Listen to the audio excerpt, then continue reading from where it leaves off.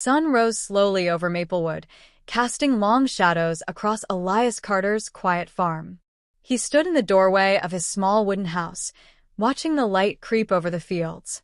2 years had passed since his wife, Margaret, had died, and the emptiness in his heart had not faded.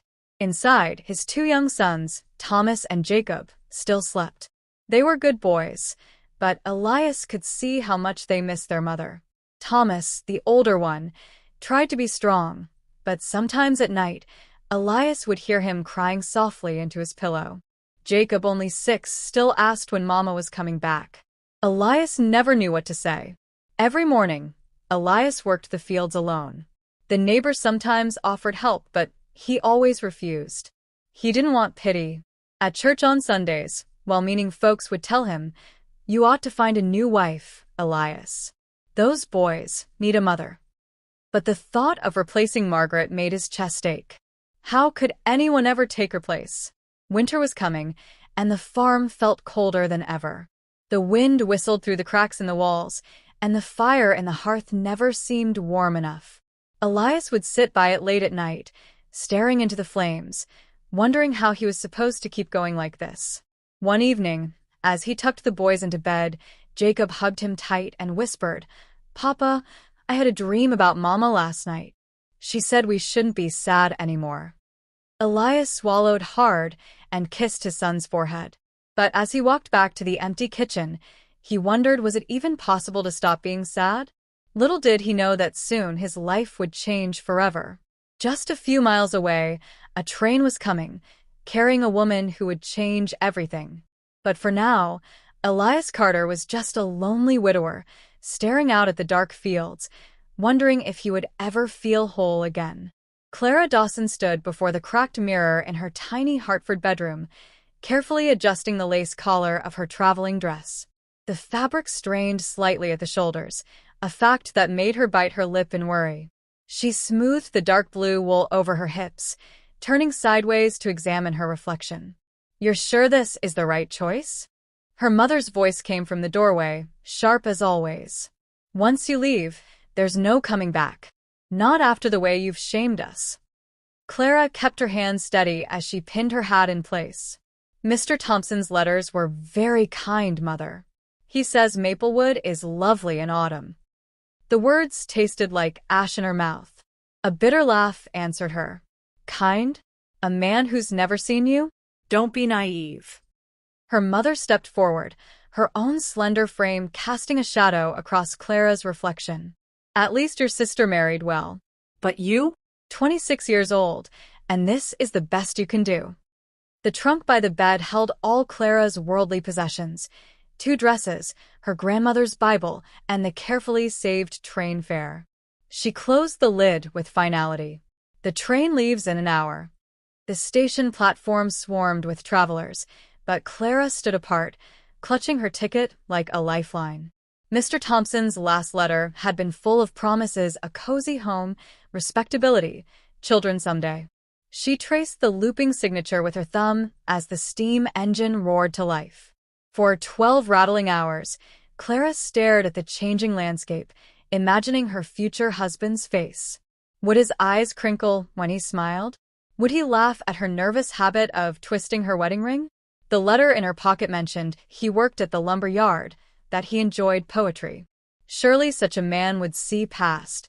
She looked down at her lap, where her thighs spread wider than the narrow train seat. The woman across the aisle smirked, then pointedly shifted away. Clara felt her face burn. When the conductor called Maplewood, Clara's heart leapt into her throat. She pressed her damp palms to her skirt, took a deep breath, and stepped onto the platform. The man waiting under the station sign looked nothing like his letters suggested. Franklin Thompson stood with arms crossed, his lip curled as his gaze traveled up and down her body. Behind him, 2 friends snickered into their hands. "Clara Dawson?" His voice dripped with disdain. She nodded, forcing a smile. "Mr. Thompson, You're fatter than your photograph." The words landed like a slap. "Did you really think I'd marry that?" The platform seemed to tilt beneath her. Someone gasped. Franklin turned to his friends with a theatrical shrug. "Told you it was a waste of time." As they walked away laughing, Clara's knees threatened to buckle. Her trunk sat abandoned by the tracks. The ticket home, she had no ticket home. Tears blurred her vision as she stumbled to a bench. The station master averted his eyes. Passengers hurried past, pretending not to see the sobbing woman in the wedding dress. Somewhere beyond her shame, a farmer in a worn coat paused mid-stride, then changed course toward her. But Clara didn't notice yet.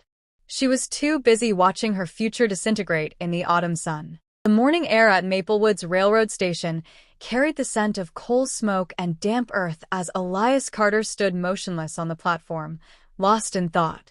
He had come to collect a shipment of seed bags, but his mind was miles away, drifting between memories of Margaret and worries about the coming winter. The shrill whistle of the arriving train startled him back to the present. Passengers began disembarking, their boots clattering against the wooden platform. Elias barely noticed them until a commotion near the ticket booth caught his attention. A woman in a travel-worn wedding dress stood frozen near the edge of the platform, her gloved hands clutching a battered suitcase. Even from a distance, Elias could see her shoulders trembling. The station master, old Mr. Wilkins, shuffled over to Elias, his voice low. "That poor girl came all the way from Hartford to marry that no-good Franklin Thompson. Took one look at her and left her standing here like discarded luggage. Said she was—" He hesitated, glancing at the woman with pity. "Well," he said, cruel things about her size. Elias felt his hands curl into fists. He knew Franklin Thompson by reputation, a smooth-talking man who cared more about appearances than character. Without thinking, Elias strode toward the woman, his work boots thudding against the planks. Up close, he could see the tear tracks cutting through the dust on her cheeks. Her brown eyes, red-rimmed from crying, widened as he approached. She instinctively pulled her shawl tighter around herself, as if trying to disappear. "Ma'am?" Elias removed his hat, holding it awkwardly against his chest. "I couldn't help but notice you might need assistance." The woman sniffed, wiping her nose with a lace-trimmed handkerchief. "I have nowhere to go," she admitted in a voice barely above a whisper. "My family, they won't take me back after this shame. I thought I was coming to start a new life, but now—" A fresh tear escaped down her cheek. Elias studied her face, not the rounded curves Franklin had mocked, but the intelligence in her damp eyes, the strength in her posture despite her humiliation. He thought suddenly of his boys eating another silent supper, of the empty chair at the table where Margaret should be sitting. Before he could second-guess himself, Elias found himself kneeling right there on the soot-stained platform, the rough wood biting into his knee. Gasps rippled through the gathering crowd. "Miss Dawson," she whispered, staring at him in shock. "Clara Dawson." "Miss Dawson," Elias continued, his voice steadier than he felt. "I'm just a simple farmer with 2 motherless boys and a heart that's been lonely too long. I can't offer you riches, but I can promise you a home where you'll never be shamed for who you are." He took a deep breath. "Will you marry me?" The station fell utterly silent. Clara's lips parted in disbelief. All around them, passengers and townsfolk stood frozen, watching this extraordinary scene unfold. Clara searched Elias's weather-beaten face, the honest lines around his eyes, the calloused hands clutching his hat. She saw no mockery there, no hidden cruelty. Just a man offering what little he had with complete sincerity. A slow, trembling smile broke across her face like dawn after a stormy night. "Yes," she said. And with that single word, 2 broken lives began to mend. The farmhouse door creaked open to reveal a kitchen still smelling of yesterday's bread and wood smoke. Clara hesitated on the threshold, her fingers tightening around the handle of her battered suitcase.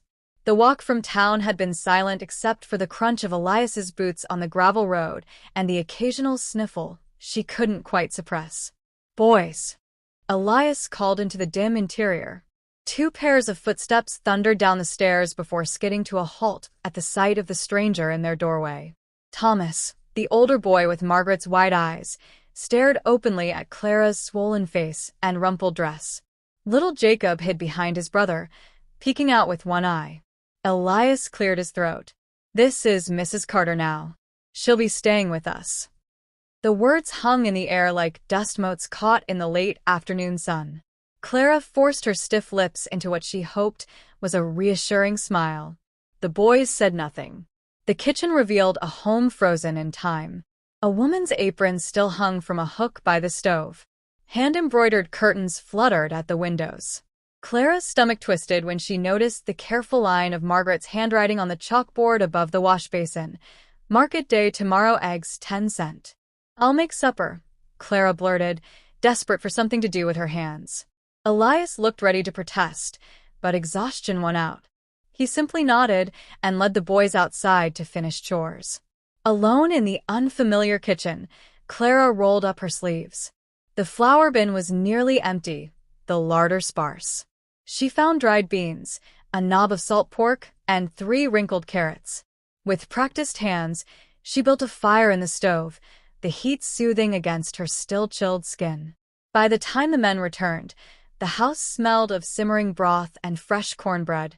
Jacob's nose twitched as he climbed into his chair. Thomas watched Clara suspiciously as she ladled steaming beans into his bowl. Elias took his first bite and froze. "You," his voice sounded strange. "You make it just like." Clara saw the way his throat worked before he looked down at his plate. She pretended not to notice the tear that plopped into his beans. Jacob, mouth already full, mumbled, "It's good." Thomas glared at his brother, but took a tentative bite. His shoulders relaxed slightly. That night, Clara lay stiffly in the narrow guest bed, listening to the house settle around her. Down the hall, she could hear Elias murmuring to the boys. Outside, an owl called across the moonlit fields. She touched her bare finger, where a wedding ring should be. Tomorrow, she decided, she would earn her place here. She would scrub the floors that still held Margaret's footprints. She would mend the boys' torn trousers.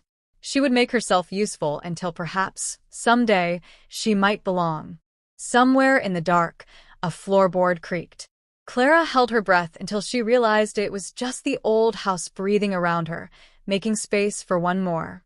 The first snowflakes fell on a Thursday morning, swirling past the kitchen window where Clara stood kneading bread dough. She paused to watch them gather along the fence posts, her flour-dusted hands leaving ghostly prints on the worn countertop. 3 weeks had passed since the train station, and the farmhouse no longer creaked in protest when she walked through it. Thomas slammed the door behind him, stomping snow from his boots. "Pa says the north pasture fence needs mending before the storm gets worse." He avoided looking directly at Clara as he spoke, though he no longer flinched when she handed him his lunch pail. Jacob barreled in behind his brother, cheeks apple red from cold. "Can I help? I'm strong now." He flexed skinny arms, sending a button flying from his overlarge coat. Clara caught it midair. "Sit by the fire first," she said, threading a needle without looking. "Your fingers are purple as plums." The blizzard hit with a vengeance that night. Wind howled through the rafters like a living thing, rattling the shutters Clara had just finished reinforcing. Elias came in from the barn with ice in his beard, his shoulders dusted white. "Sheep are safe in the lean-to," he reported, accepting the mug of tea Clara pressed into his stiff hands. Then Jacob started coughing. At first it seemed like nothing, just a child's winter cold. But by midnight, his breathing came in ragged gasps between bouts of feverish babbling. Clara hovered in the doorway as Elias pressed an ear to the boy's heaving chest. "Lung fever," Elias whispered, his face gone ashen. "Margaret's cousin died of it last winter." Clara rolled up her sleeves. "Get me the whiskey from your cupboard. And every blanket you own." For 3 days, the storm raged outside while Clara waged her own battle in the sickroom. She brewed thyme tea over the fireplace, wringing out cloths in vinegar water to cool Jacob's burning skin. When the fever spiked, she sang the lullabies her own mother had sung to her, her voice hoarse from smoke and exhaustion. Elias and Thomas took turns hauling firewood, their faces drawn with worry. On the second night, Clara found Thomas crying silently by the hearth, his knees pulled tight to his chest. Without a word, she sat beside him, resting a flour-rough hand on his shaking shoulders until the sobs subsided. When the fever broke at dawn on the 4th day, Jacob blinked up at Clara with clear eyes. "I'm hungry," he croaked. Clara burst into tears. Elias found her later, slumped against the pantry door, asleep with a half-peeled potato in her lap. He studied the woman who had saved his son, her hair escaping its braid, her borrowed dress stained with medicine and broth. Gently, he lifted her into his arms, marveling at how someone so soft could be so strong. As he carried her to bed, Jacob's voice floated from the sick room. "Pa? When Clara wakes up, can she teach me that song about the crow?" Over Clara's sleeping form, Elias smiled for the first time in weeks. Outside, the first rays of sunlight glittered on the fresh snow, making the whole world look clean and new. Spring came to Maplewood in a rush of mud and birdsong. Clara stood at the edge of the vegetable garden, her boots sinking slightly into the thawing earth as she surveyed the rows of seedlings pushing through dark soil. The rhythm of seasons had seeped into her bones these past months, marking time in planted seeds and harvested crops rather than the sharp words and disappointed sighs of her former life. Inside the farmhouse, the sound of Jacob's laughter mingled with the steady thump of Elias repairing the kitchen chair. Clara smiled absently as she wiped her forehead with the back of her wrist, leaving a smudge of dirt above her eyebrows. The motion made her notice the way her dress hung looser at the waist, the fabric no longer straining across her shoulders after a winter of hard work and modest meals. The crunch of wagon wheels on gravel startled her from her thoughts. A portly man in a checkered waistcoat waved from the road, his wagon piled high with bolts of fabric and tinware. "Afternoon, ma'am." Any chance the man of the house might spare a moment for a weary merchant? Clara hesitated. Elias had warned her about traveling peddlers who overcharged country folk. But something about the way the man's eyes lingered on her work-roughened hands made her lift her chin. "My husband is occupied.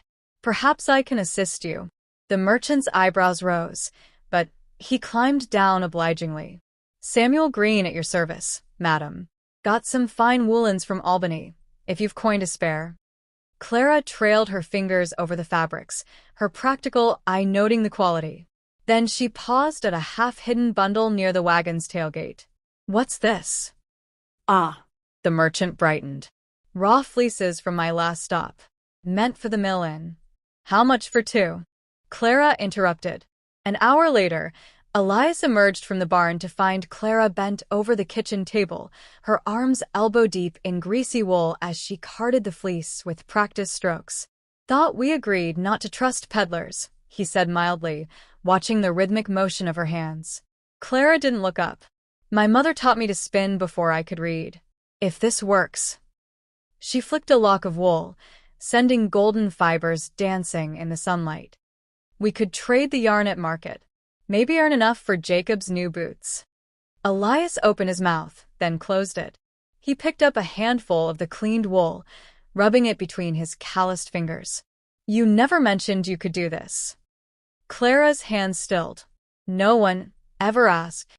By midsummer, Clara's spinning wheel became the heartbeat of the farmhouse. Thomas proved surprisingly adept at dyeing the yarn with onion skins and black walnut, while Jacob loved turning the carding combs. Even Elias found himself drawn into the rhythm of it, building a proper drying rack when the kitchen became overwhelmed with skeins. The first time Clara took their wares to market, she returned with coins jingling in her apron pocket and a flush of pride on her cheeks. "Mrs. Henderson says our wool is the softest she's ever felt," she reported, carefully stacking the remaining coins on the kitchen table. Elias stared at the small pile, then at Clara's hands now permanently marked with lanolin and hard work, but no longer trembling with uncertainty. Without thinking, he reached across the table and covered them with his own. That night, as fireflies danced outside the window, Clara sat spinning by lamplight. The rhythmic whir of the wheel blended with the sound of Elias mending harness leather and the boys whispering over a shared book. No one commented when Jacob scooted closer to rest his head against Clara's knee, or when Thomas casually handed her his reader to ask about a difficult word. And when the last of the daylight faded, no one objected when Clara automatically took her place in Margaret's old rocking chair, the wool in her lap as warm and alive as the family surrounding her.